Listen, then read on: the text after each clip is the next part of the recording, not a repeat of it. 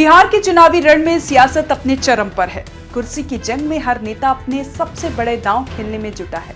इसी बीच पहली बार राजनीति के मैदान में कदम रखने वाली लोक गायिका और बीजेपी उम्मीदवार मैथिली ठाकुर ने ऐसा बयान दे दिया जिसने पूरे सियासी माहौल में हलचल मचा दी है। अब हर तरफ बस एक ही चर्चा है, क्या मैथिली ठाकुर का ये बयान बीजेपी के लिए गेम चेंजर साबित होगा या विरोधियों के लिए नया हथियार।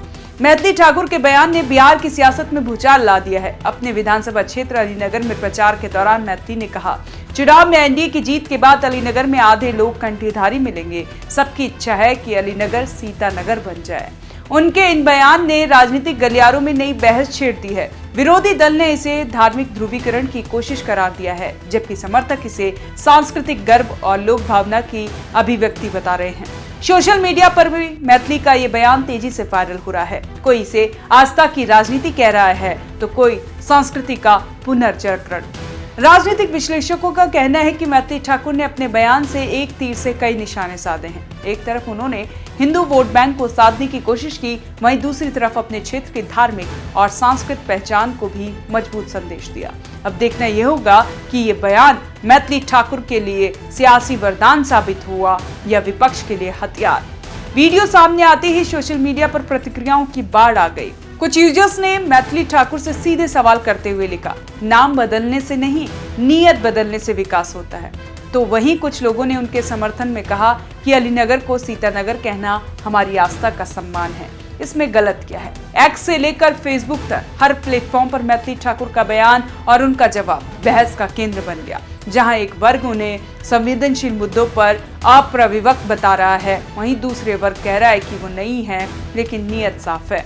विपक्षी पार्टियों ने भी इस मौके को भुनाने में देर नहीं की। बीजेपी नेता ने मैथिली को बचाव में उतरते हुए कहा कि वो सिर्फ अपने क्षेत्र की सांस्कृतिक पहचान की बात कर रही थी। इसे गलत रंग देना दुर्भावना है। अब अलीनगर की गलियों से लेकर पटना के राजनीतिक गलियारों तक एक ही सवाल गूंज रहा है, क्या मैथिली ठाकुर का ये बयान जनता के दिल को छू जाएगा या बीजेपी के लिए नई मुश्किलें खड़े कर देगा।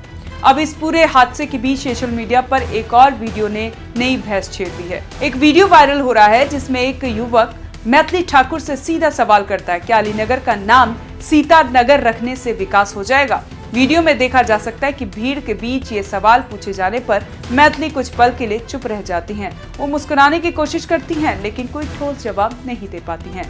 उनकी असमंजस भरी प्रतिक्रिया अब सोशल मीडिया पर चर्चा का विषय बन गई है।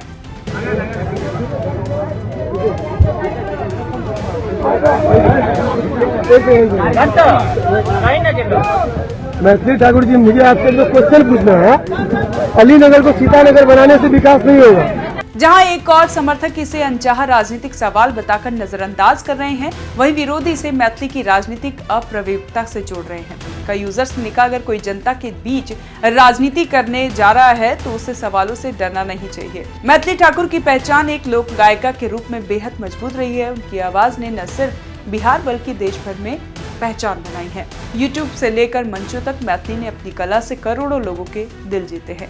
यही वजह है कि बीजेपी ने उन्हें राजनीति में उतारकर एक बड़ा इमोशनल कार्ड खेला है।